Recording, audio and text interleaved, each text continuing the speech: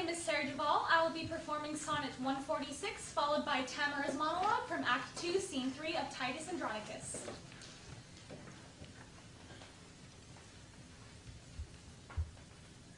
Poor soul, the center of my sinful earth, why feeds these rebel powers that thee array? Why dost thou pine within and suffer dearth, painting thy outward walls so costly gay?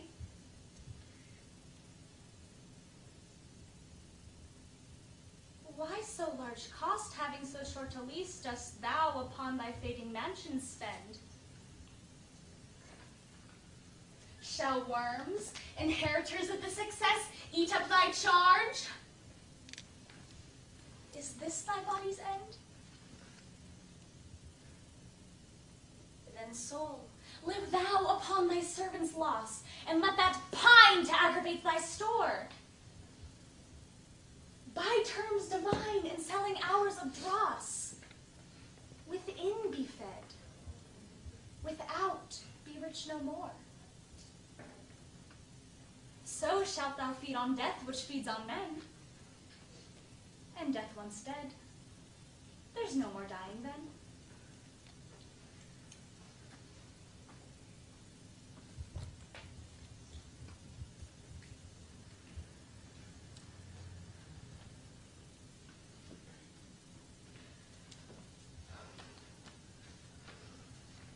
Have I not reason, think you, to look pale?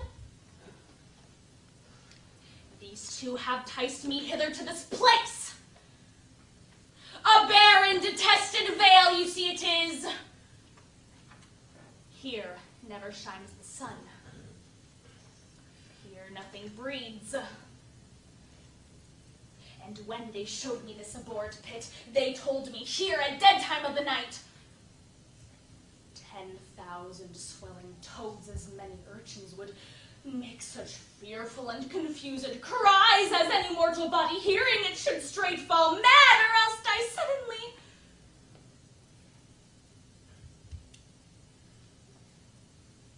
No sooner had they told this hellish tale, but straight they told me they would bind me here and leave me to this miserable death. And then they called me foul, adulterous, lascivious Goth, and all the bitterest terms that ever ear did hear to such effect.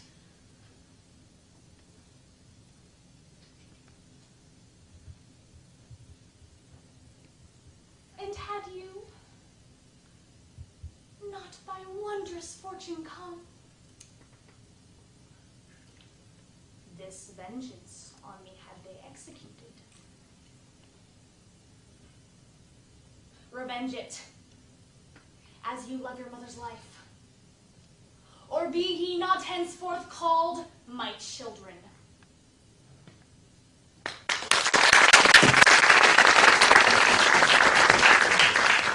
Hi, my name is Mimi Werdiger, and I'll be performing Shylock from The Merchant of Venice, Act 4, Scene 1, and then Sonnet 130.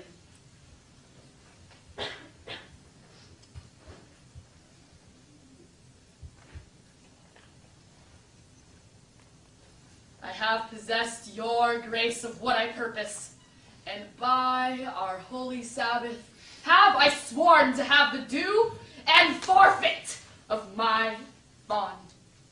If you deny it, let the danger light upon your charter and your city's freedom.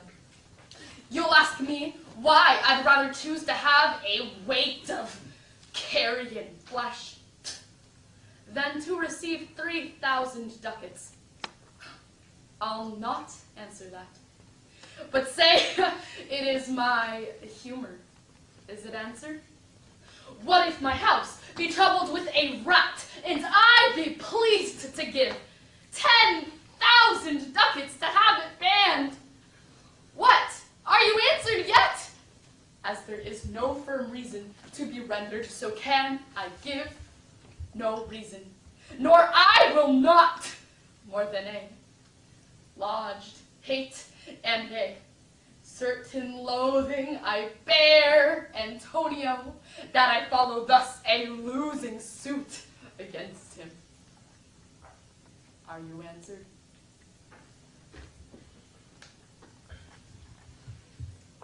My mistress' eyes are nothing like the sun.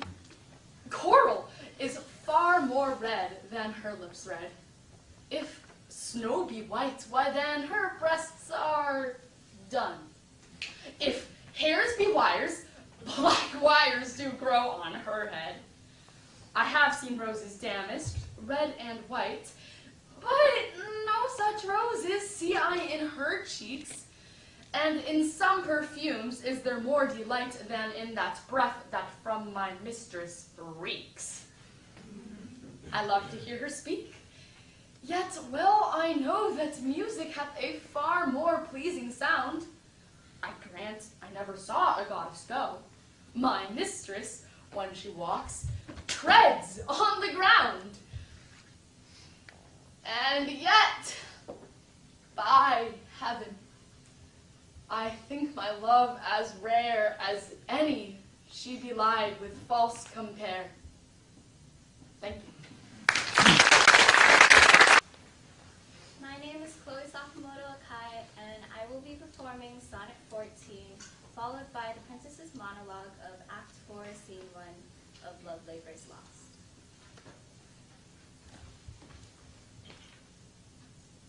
Not from the stars do I my judgment pluck, and yet methinks I have astronomy, but not to tell of good or evil luck, of plagues, of dearths, or seasons' quality, nor can I fortune to brief minutes tell, pointing to each's thunder, rain, and wind, or say with princes if it shall go well.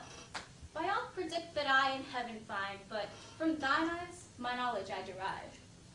And constant stars in them I read such art, as truth and beauty shall together thrive. If from thyself to store thou wouldest convert, or else of thee this I prognosticate, thy end is truth's and beauty's doom and date.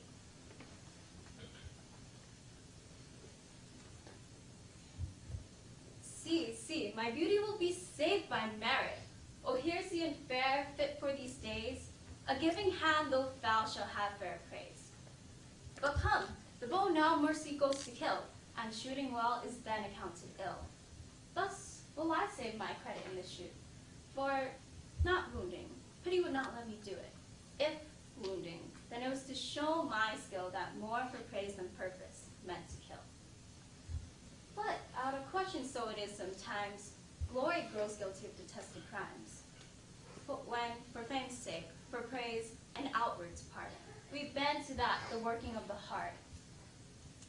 As for I praise alone now, seek to spill the poor's dear blood, that my heart means no ill. Thank you. Good afternoon, ladies and gentlemen. My name is Samuel Gilbert, and I will be performing Sonnet 147, followed by Brutus from Julius Caesar, Act 3, Scene 2.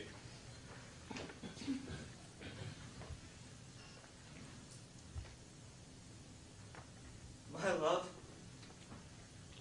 is as a fever,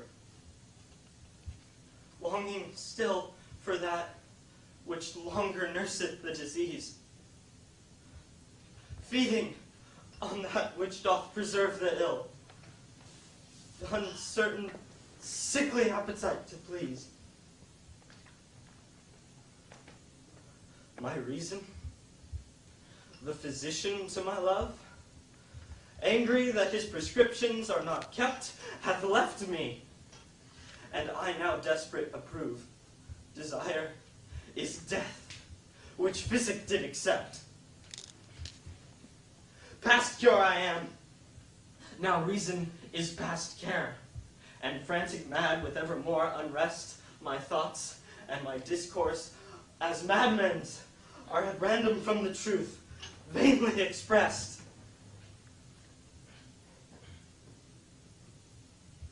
For I have sworn thee fair, and thought thee bright, who art as black as hell, as dark as night.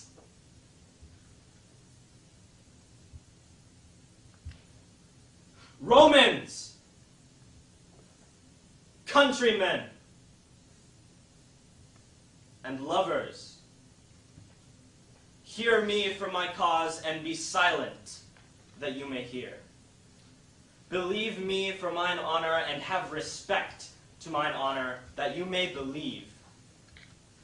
Censure me in your wisdom, and awake your senses, that you may the better judge.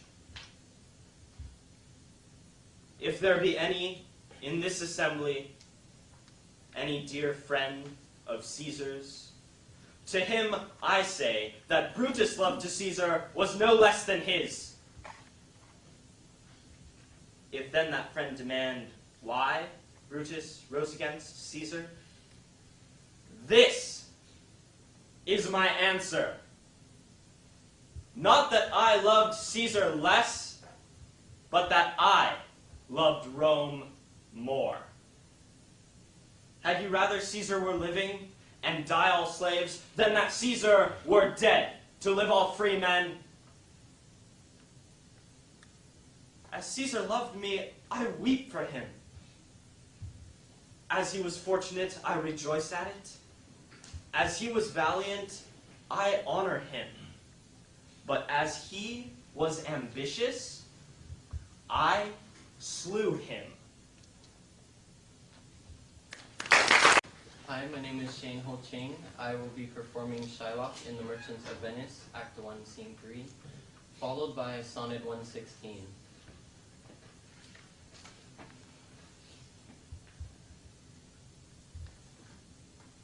You call me misbeliever, cutthroat dog, and spet upon my Jewish gabardine. And all for use of that which is mine own. Well then, it now appears you need my help. Go to then, you come to me and you say, Shylock, we would have monies.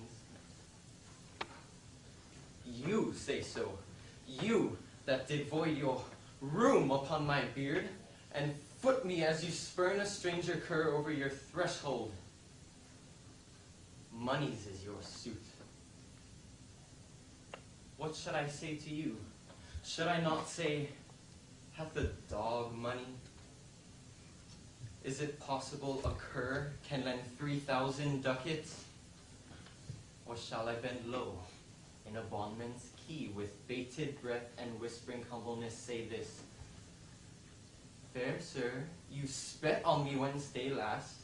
You spurned me such a day. Another time you called me dog. And for these courtesies I'll lend you thus much monies.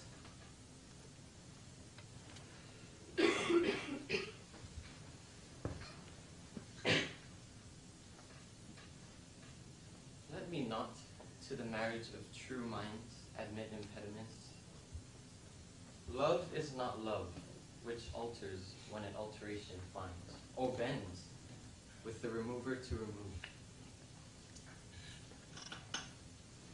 Oh no, it is an ever-fixed mark that looks on tempests and is never shaken. It is the star to every wandering bark, whose worst unknown, although his height be taken. Love's not time's fool, although rosy lips and cheeks.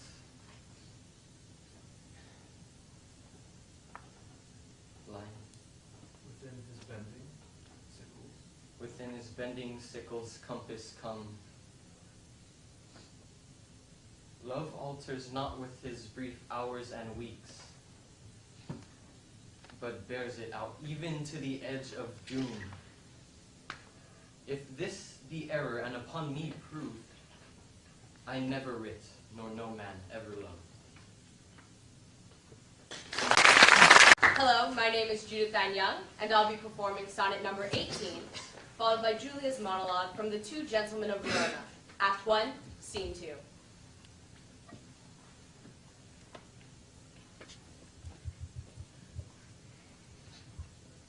Shall I compare thee to a summer's day? Thou art more lovely and more temperate. Rough winds do shake the darling buds of May, and summer's lease hath all too short a date. Sometimes too hot the eye of heaven shines, and often is his gold complexion dimmed.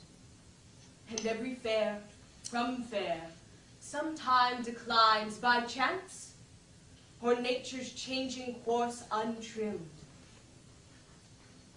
But thy eternal summer shall not fade, nor lose possession of that fair thou owest, nor shall death brag thou wanderest in his shade, when in eternal lives to time thou growest. So long as men can breathe, or eyes can see, so long lives this, and this gives life to thee.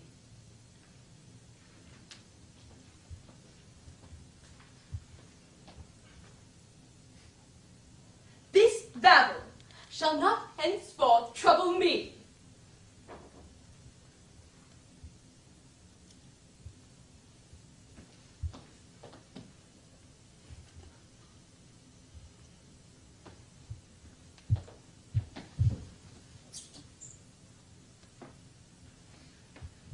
Oh, hateful hands to tear such loving words. I'll kiss each several paper for amends.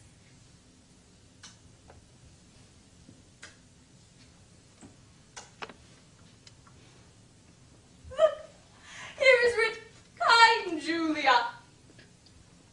Unkind Julia, as in revenge of thy ingratitude, I throw thy name against the bruising stones, trampling contemptuously on thy disdain.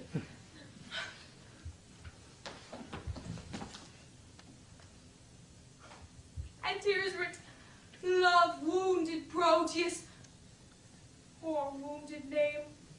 My bosom as a bed shall lodge thee until thy wound be thoroughly healed. And thus I search it with a sovereign kiss. But twice or thrice was Proteus written down. Be calm, good wind, blow not a word away.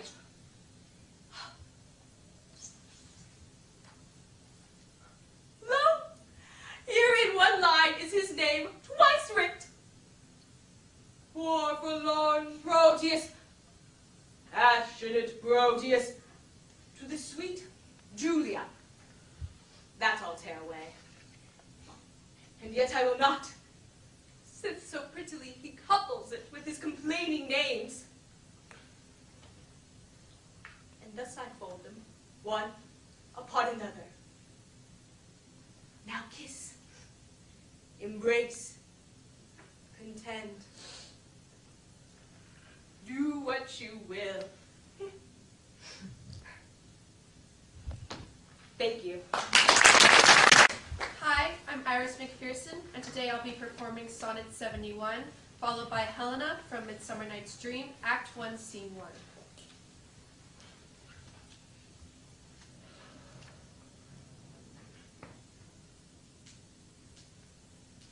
No longer mourn for me when I am dead. Then you shall hear the surly sullen bell give warning to the world that I am fled from this vile world with vilest worms to dwell. Nay, if you read this line, remember not the hand that writ it. For I love you so, that I in your sweet thoughts would be forgot, if thinking on me then should make you woe. Oh, if I say, you look upon this verse when I perhaps compounded am with clay, do not so much my poor name rehearse, but let your love even with my life decay. Lest the wise world should look into your moan and mock you with me after I am gone.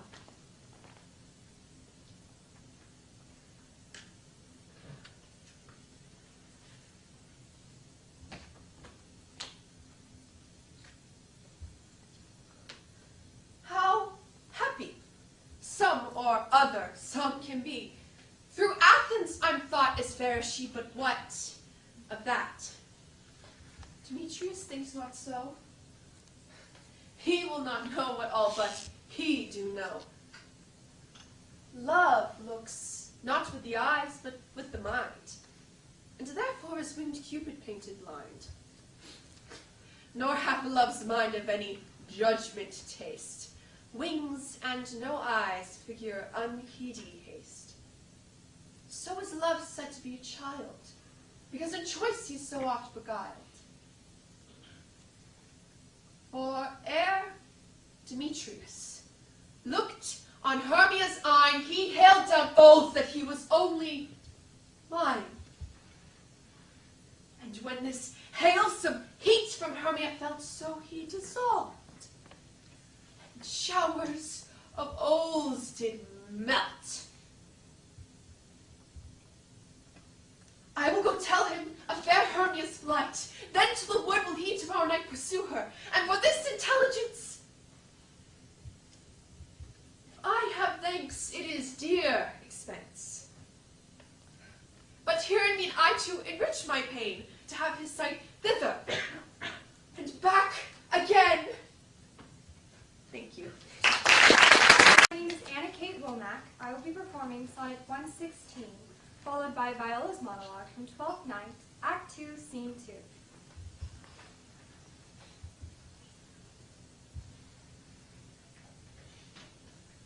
Let me not to the marriage of true minds admit impediments. Love is not love which alters when it alteration finds, or bends with the remover to remove.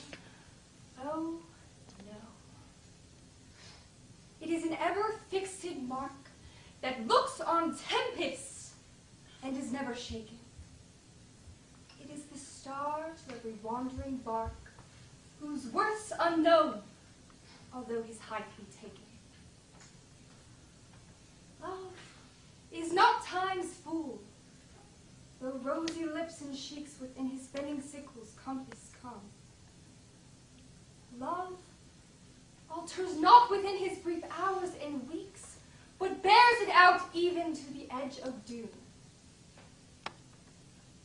If this be error, and upon me proved, I never writ, nor no man ever loved.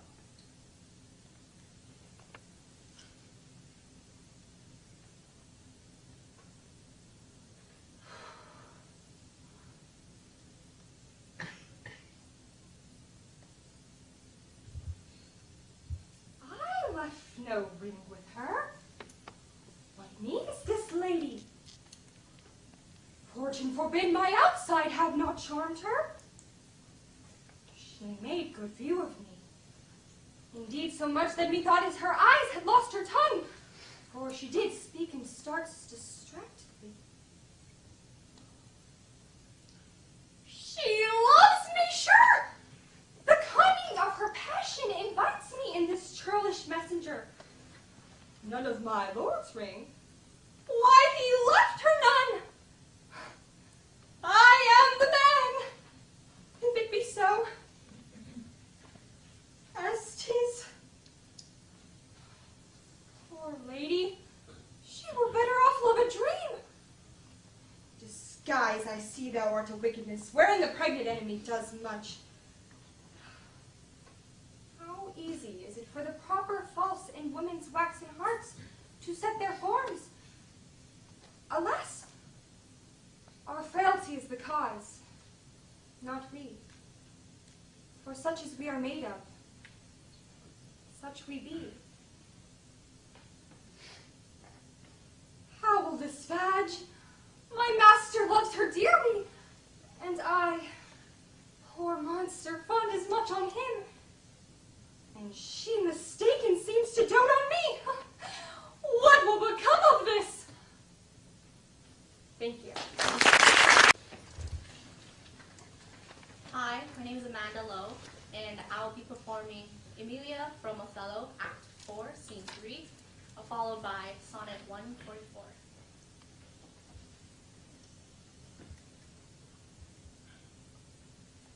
But I do think it is their husbands' fault if wives do fall. Say that they slack their duties and pour our treasure into foreign laps, or else break out in peevish jealousies, throwing restraints upon us. Or say they strike us, or scant our former having despite. Why? We have galls. And though we have some grace, yet have we some revenge. Let husbands know their wives has sense like them. They see and smell, and have their palate both for sweet and sour, as husbands have. What is it that they do when they change us for others? Is it sport? I think it is. And doth affection breed it? I think it doth. Is it frailty that thus errs? It is so too. And have not we affections, desires for sport and frailty as men have? Then let them use us well. Else let them know the ills we do, their ills instruct us so.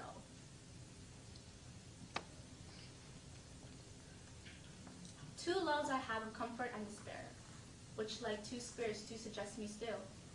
The better angel is a man right fair, the worse spirit, the woman colored ill. To win me soon to hell, my female evil tempteth my better angel from my side, and would corrupt my saint to be a devil, wooing his purity with her foul pride.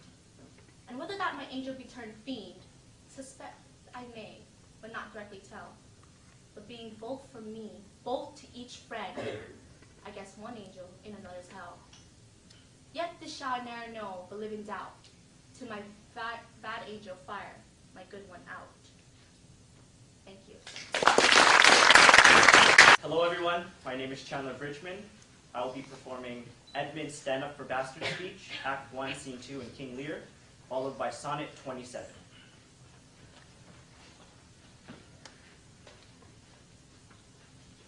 Thou nature art my goddess. To thy law my services are bound. Wherefore should I stand in the plague of custom, and permit the curiosity of nations to deprive me? For that I am some 12 or 14 moonshines, lag of a brother? Why bastard? Wherefore base? When my dimensions are as well compact, my mind is generous, and my shape is true, as an honest madam's issue. Why brand they us with base, with baseness, bastardy? Base, who in the lusty stealth of nature take more composition and fierce quality than doth within a dull, stale, tired bed. Well then, legitimate Edgar, I must have your land. Fine word, legitimate. Well, my legitimate, if this letter speed and my invention thrive, Edmund, the bitch, shall top legitimate. I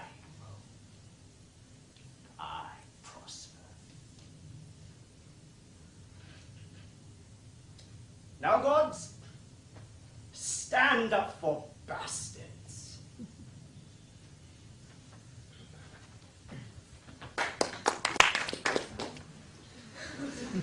Weary with toil, I hasten to my bed, the dear repose for limbs with travel tired. But then begins a journey in my head, to work my mind when body's works expire.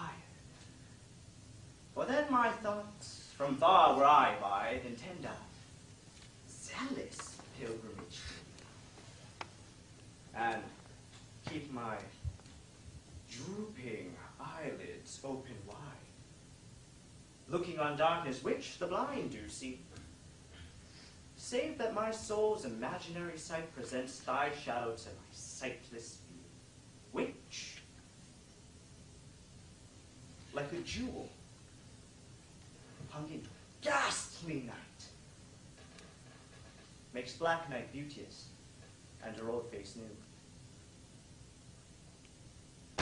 Lo, thus, by day, my limbs, by night, my mind. For thee and for myself, no quiet find.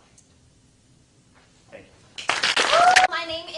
Chang, and today I will be performing Sonnet 90, followed by Lady Anne's monologue from Richard III, Act 1, Scene 2.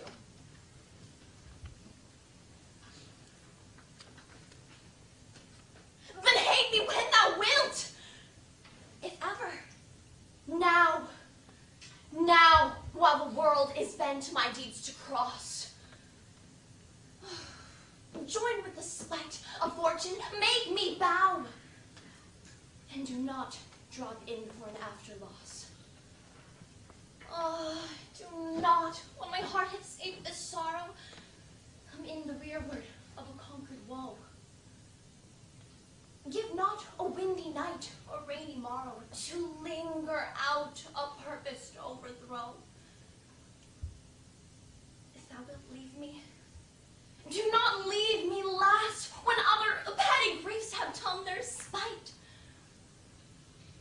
But in the onset come, so shall I taste at first the very worst of fortune's might.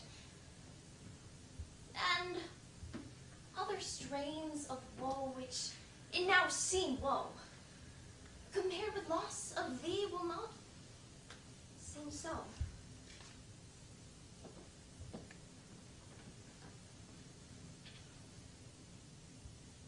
Foul devil! For God's sake, hence, and trouble us not!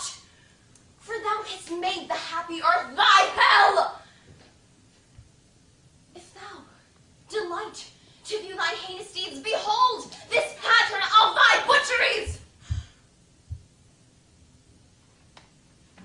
Oh, gentlemen, see. See dead Henry's wounds open their Christians' mouths and bleed afresh. Blush. Blush, thou lump of foul deformity! For 'tis thy presence that exhales this blood from cold and empty veins where no blood dwells. Thy deeds, inhuman and unnatural, promote this sailor's most unnatural. Oh God, which this blood madest revenge his death! Oh earth, which this blood drinkest, revenge his death.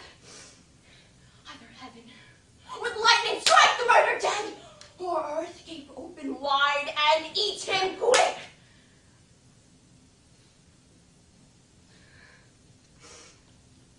As thou dost swallow up this gaze of blood, which his hell-governed arm hath butchered. Thank you. My name is Elizabeth Mockizer, and I will be performing as Portia from Julius Caesar, Act 2, Scene 1, followed by Sonnet 71.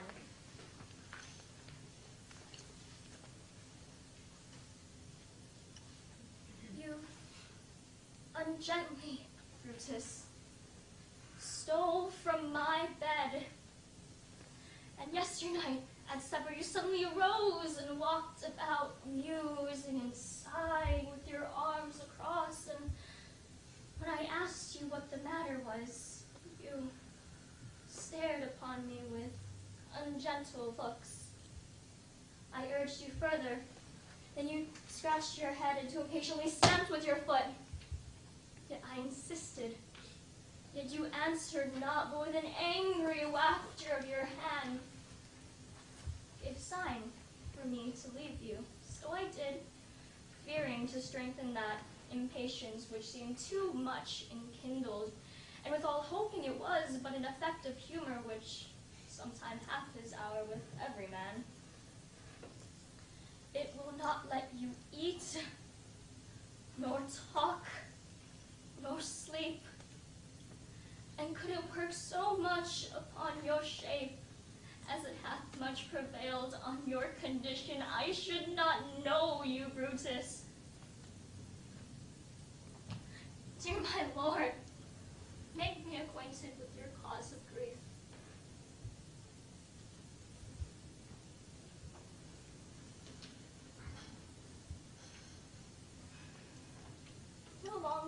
No longer mourn for me when I am dead. When you shall hear the surly sullen bells give warning to the world that I am fled from this vile world with vilest worms to dwell. Nay, if you read this line, remember not the hand that writ it, for I love you so, that I, in your sweetest thoughts, will be forgot, if thinking on me then should make you woe. No, if I say you look upon this verse, when I perhaps compounded am with clay,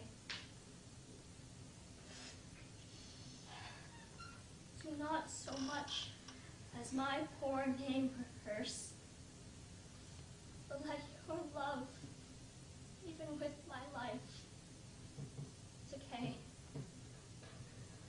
Thus the wise world should look into your moan and mock you with me after I'm gone.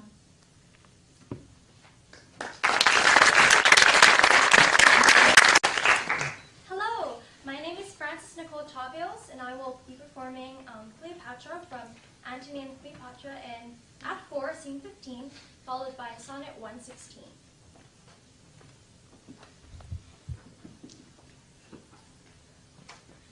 No more, but even a woman, and commanded by such poor passion as the maid that melts and does the meanest chance.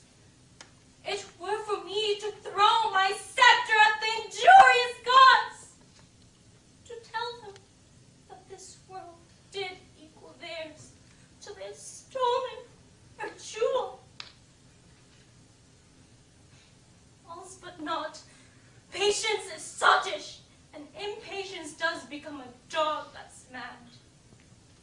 Then is it sin to rush into the secret house of death, and death dare proud to take us?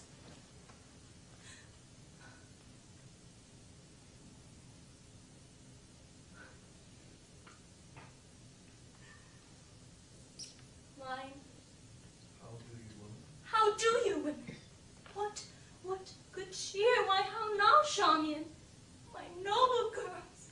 Oh, women! Women!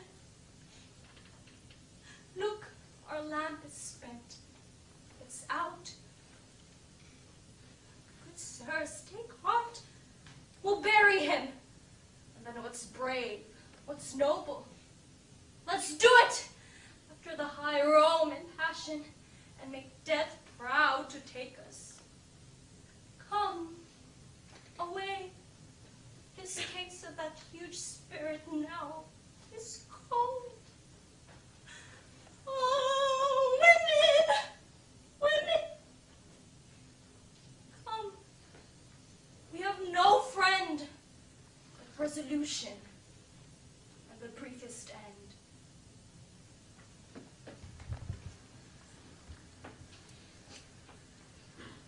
Let me not to the marriage of true minds admit impediments.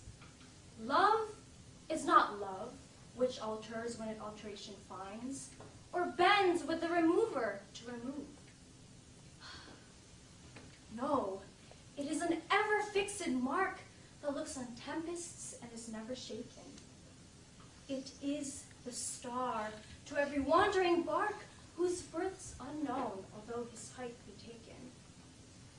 Love's not time's fool, though rosy lips and cheeks within his spending sickles compass come.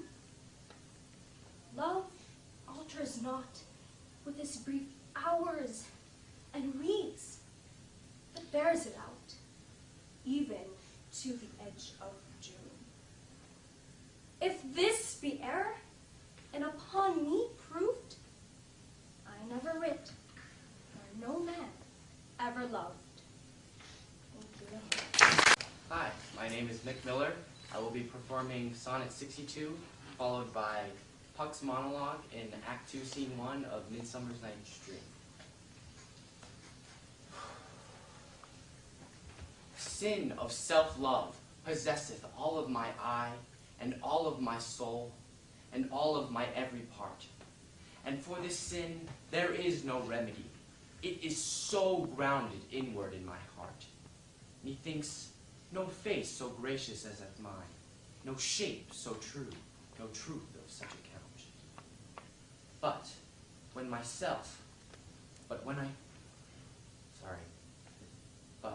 own line,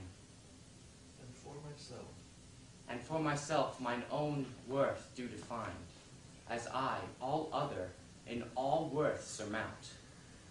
But when my glass shows me myself indeed, beaded and chalked with tanned antiquity, mine own self-worth quite contrary I read. Self, so self-loving were iniquity. 'Tis thee, myself, that for myself I praise, painting my age with beauty of thy days.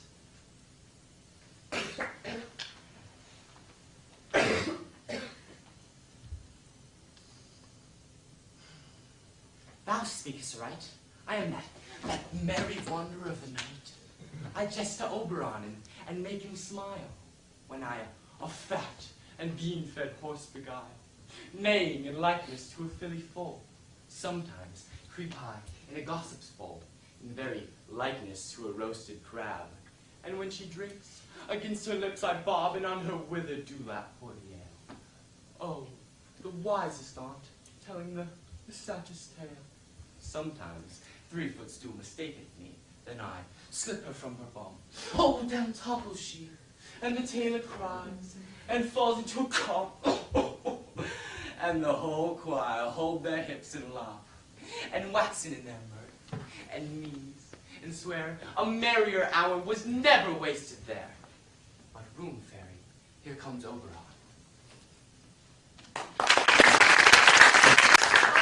My name is Erica Ito, and I'm going to be doing Amelia's monologue from Othello, Act 4, Scene 3, and then Sonnet 110.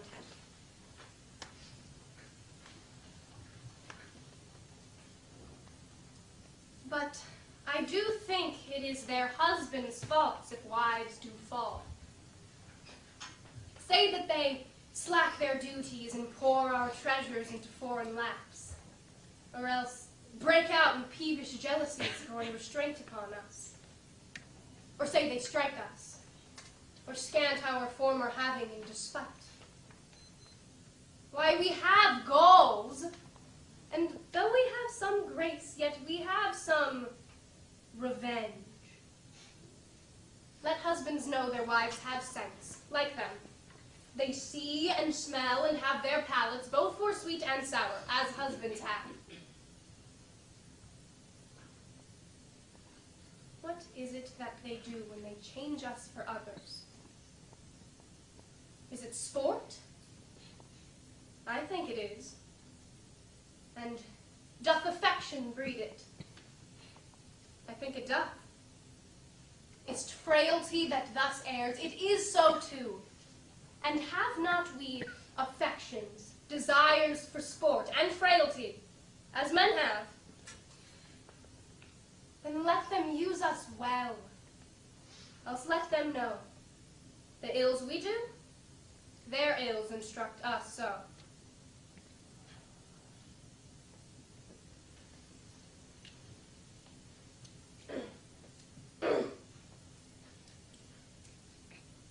Alas, 'tis true. I have gone here and there and made myself a motley to the view. Scored mine own thoughts, sold cheap what is most dear, and made old offenses of affections new. Most true it is that I have looked on truth askance and strangely.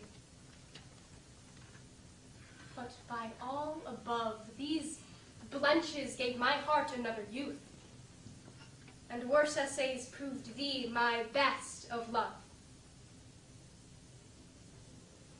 Now all is done, have what shall have no end. Mine appetite I never more will grind on newer proof to try an older friend, a god in love to whom I am confined. And give me welcome, next my heaven the best, even to thy pure and most, most loving breast. Thank you. Hi, my name is J.P. Ingen, and I will be performing Sonnet 40, followed by Macbeth's Act 5, Scene 5 of Macbeth. Take all my loves, my love, yea, take them all. What hast thou done more than thou hadst before? No love, my love, that thou mayst true love call. All mine was thine before thou hast this more. Then, before my love thou my love receivest, I cannot blame thee for my love thou usest. But yet be blamed if thou thyself deceivest, by willful taste of what thyself recusest. I do forgive thy robbery, gentle thief, although thou still deed all my poverty. And yet love knows it is a greater grief to bear love's wrong than hate's known injury. Lascivious grace, in whom all ill will shows, kill me with spites, yet we must not be foes.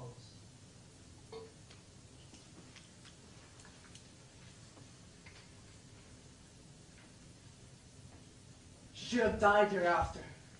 There would have been time for such a word. Tomorrow, and tomorrow, and tomorrow creeps in this petty pace from day to the last syllable of recorded time.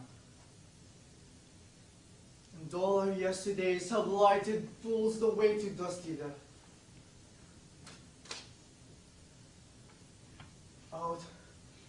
Out, brief candle.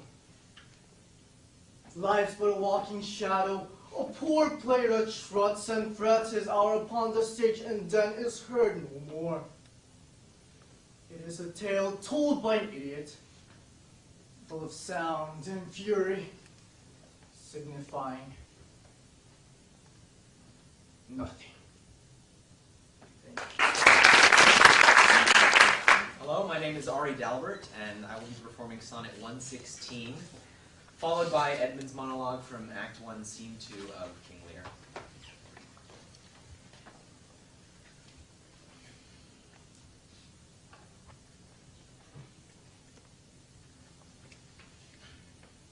Let me not to the marriage of true minds admit impediments.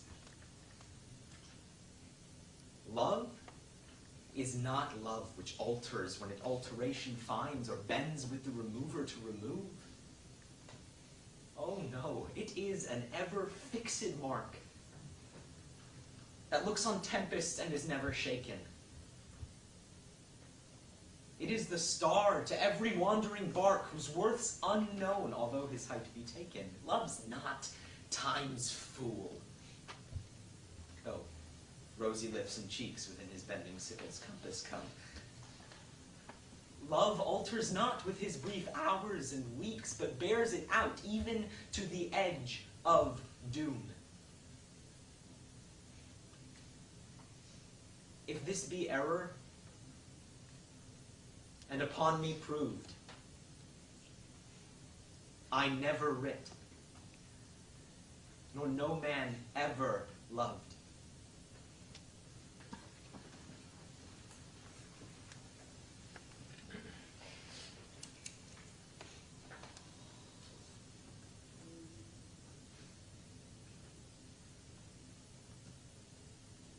Thou, nature, art my goddess. To thy law my services are bound.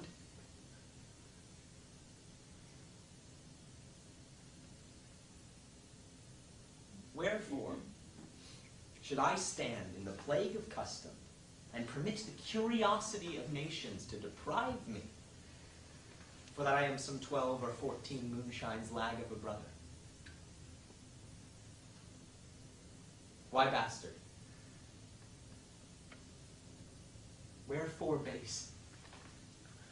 When my dimensions are as well compact, my mind as generous, and my shape as true as honest madam's issue, why brand they us with base?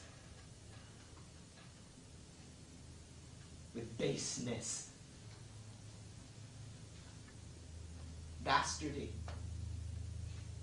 Base who, in the lusty stealth of nature, take more composition and fierce quality than doth within a dull, stale, tired bed, go to the creating a whole tribe of fox got tween asleep and wake. Well then, legitimate Edgar, I must have your land.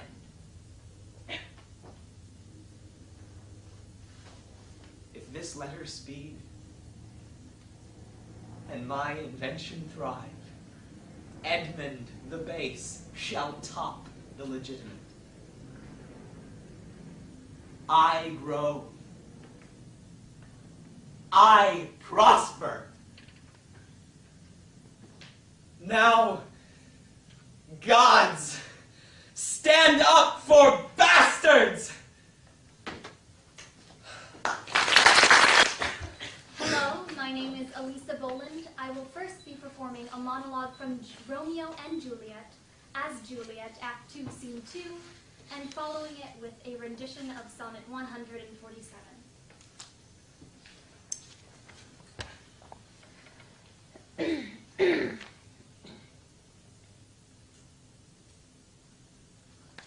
Thou knowest the mask of night is on my face, else would a maiden's blush bepain my cheek for that which thou hast heard me speak tonight. Fain would I dwell on form, fain deny what I have spoke, but farewell, compliment. Dost thou love me? I know thou wilt say aye, and I will take thy word, but if thou swearest, thou mayest prove false. Oh, gentle Romeo, if thou dost love, pronounce it faithfully. Or, if thou thinkst I am too quickly won, I'll frown. Then be perverse, and say thee nay, so thou wilt woo. But else, not for the world. In truth, fair Montague, I am too fond. But trust me, gentlemen, I'll prove more true than those that have more cunning to be strange. I should have been more strange, I must confess, but that thou overheardst ere I was aware my true love passion. Therefore, pardon me, and not impute this yielding to light love,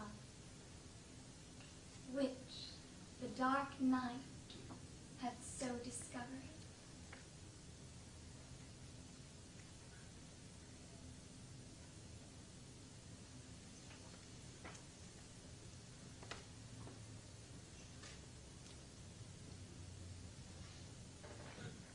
My love is as a fever, longing still for that which longer nurseth the disease, feeding on that which doth preserve the ill, the uncertain, sickly appetite to please.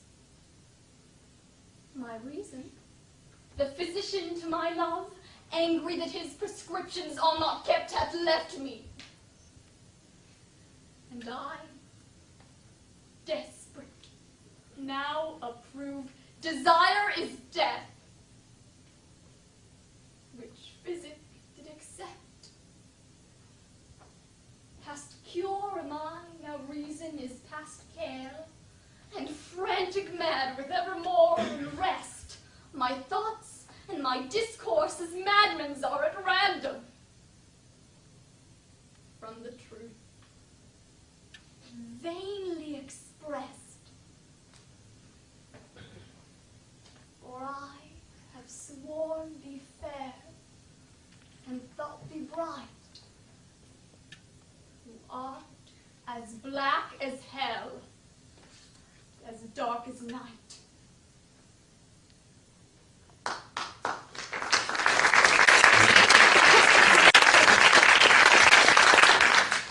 Hello, my name is Kai Wilding. My first piece is Act 2, Scene 3 from The Two Gentlemen of Verona, and I'll be playing the part of Lance.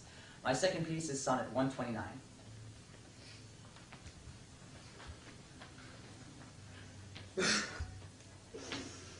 Oh.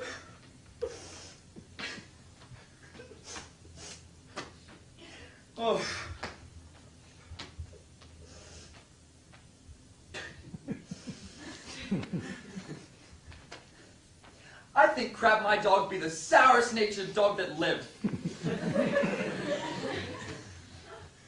My mother weeping, my father wailing, my sister crying, maid howling, our cat writhing her hands, yet did not this cruel-hearted cur shed one tear. He's a stone, a very pibble stone, and has no more pity in him than a dog. A Jew would have wept to have seen my leaving. Why, my grandam, having no eyes, look you, wept herself blind at my parting. This shoe is my father. No, this left shoe is my father. No, this left shoe is my mother. Nay, that cannot be so neither. Yes, it is so. It is so. It hath the worst of soul. This shoe with the hole in it is my mother, and this my father. A vengeance on it, there it is. Now, sir, this staff is my sister, for, look you, she is as white as a lily, and small as a wand. This hat is Nan, our maid. I am the dog. No, the dog is himself, and I am the dog. Oh, the dog is me, and I am myself.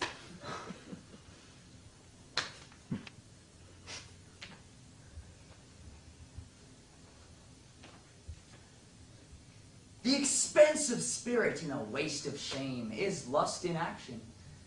And till action, lust is perjured, murderous, bloody, full of blame, savage, extreme, rude, cruel, not to trust, enjoy it no sooner, but despise it straight. Past reason hunted, and no sooner had, past reason hated as a swallowed bait, on purpose laid to make the taker mad. Mad in pursuit, and in possession so. Had having, and in quest had. Extreme. A bliss in proof, and proved a very woe. Before, a joy proposed. Behind, a dream. All this, the world well knows. Yet, none knows well to shun the heaven that leads men to this hell.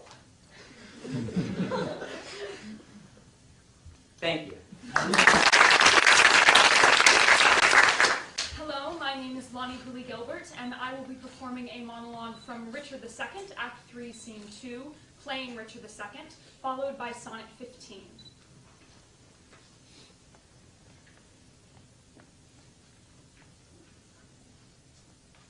Let's talk of graves, of worms and epitaphs. Make dust our paper, and with rainy eyes write sorrow on the bosom of the earth. Let's choose executors and talk of wills. For God's sake, let's sit upon the ground and tell sad stories of the death of kings. How some have been deposed, some slain in war, some haunted by the ghosts they have deposed, some poisoned by their wives, some sleeping, killed, all murdered. For within the hollow crown that rounds the mortal temples of a king keeps death his court, and there the antic sits. As if this flesh, which walls about our life, were brass, impregnable, and humored thus, comes at the last, and with a little pin pours through his castle wall, and farewell, king!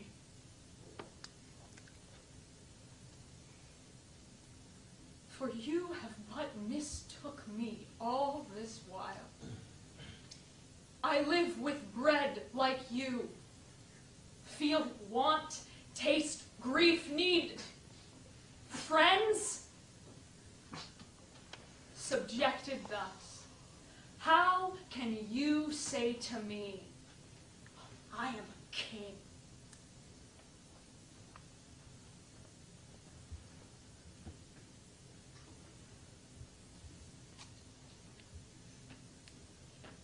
When I consider everything that grows holds in perfection but a little moment, that this huge stage presenteth not but shows whereon the stars in secret influence comment.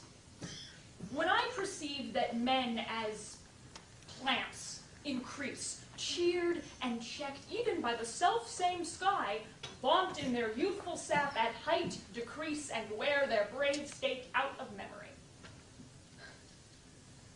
Then the conceit of this inconstant stay sets you most rich in youth before my sight, where wasteful time debateth with decay to change your day of youth to sullied night. And all in war with time for love of you, as he takes from you, I engraft you new. Thank you. I'll call them up by school. Sarah Duvall from Kaiser High School.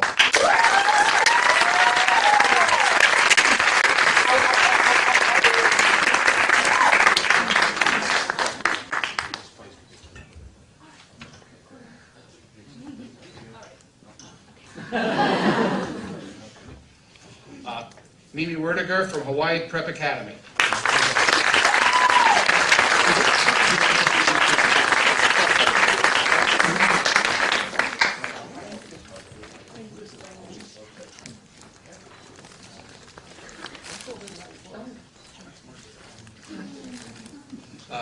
Chloe Sakamoto-Akhay from Pearl City High School.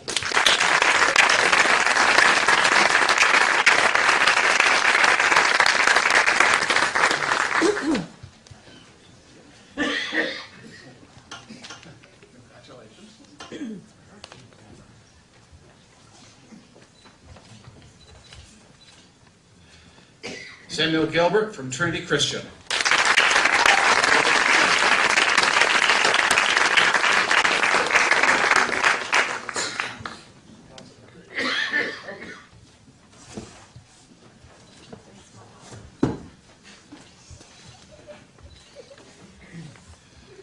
Holchang from St. Francis.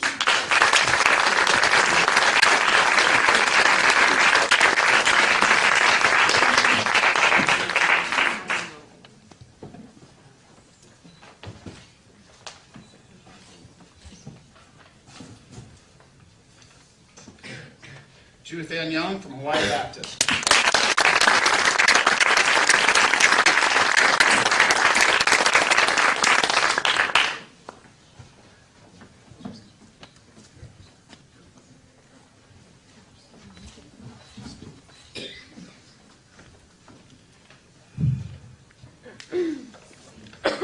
McPherson from Hilo High School.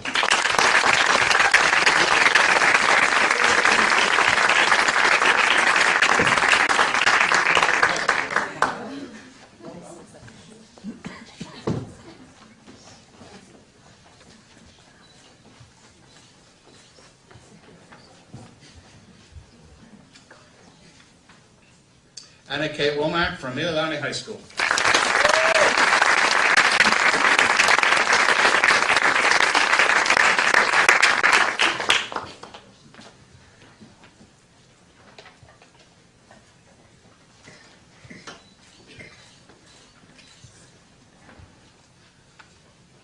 Amanda Lowe from Kapolei High.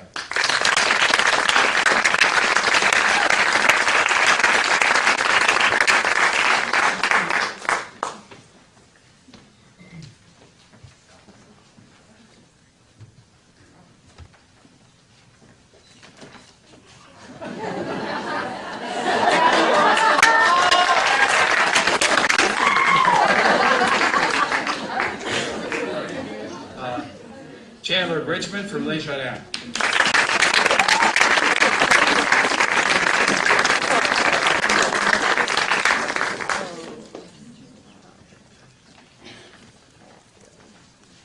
Christa Chang from St. Andrew's Priory.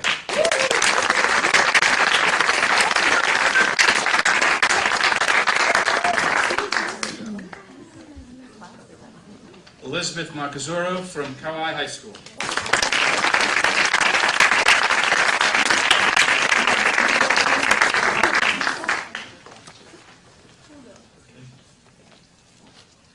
Francis Nicole Tibios from Sacred Hearts.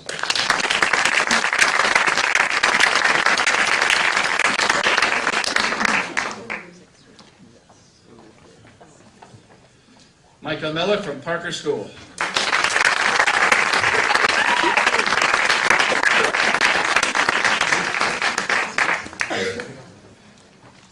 Erica Ito from Punahou.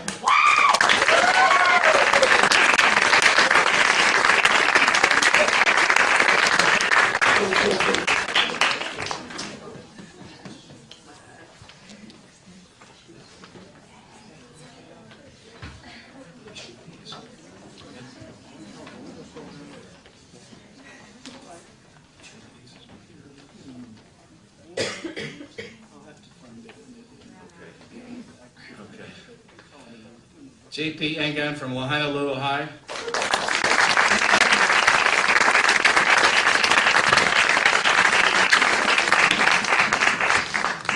We'll get you envelope somehow. Okay. Ari Dalbert, homeschooling.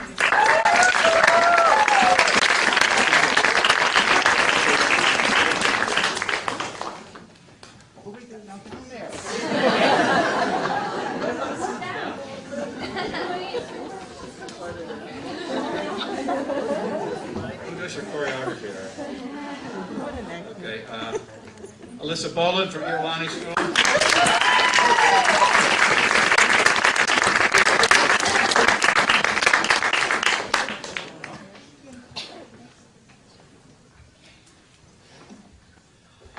Kai Wilding from Mid-Pacific Institute.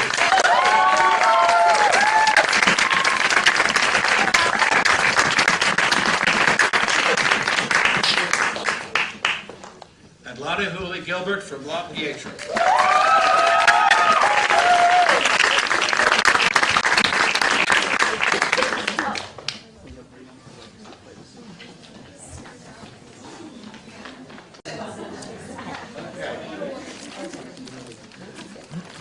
I will now announce the first, second, and third place winners in reverse order and award them their monetary prizes, as well as letters entitling them to 2 tickets to all 3 of the Hawaii Festival productions, along with a DVD of Ken Branagh's Henry V.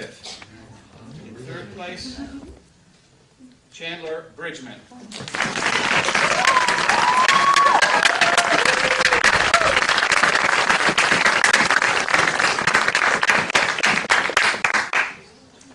In second place, Erica Ito.